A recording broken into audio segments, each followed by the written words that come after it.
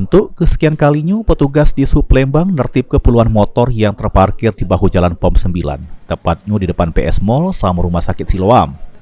Kendaraan ini diangkut oleh petugas ke kendaraan milik di Sub Lembang serta pemiliknya dikenal ke tilang di tempat. Kabid Wasdal Ops di Sub Lembang mengungkapkan, pihaknya sudah cukup sering nertib ke kendaraan di jalan POM 9, namun masih ada masyarakat yang bandel serta tidak mentaati aturan lalu lintas. Tempat yang terlarang kan sudah ada rambu dilarang parkir.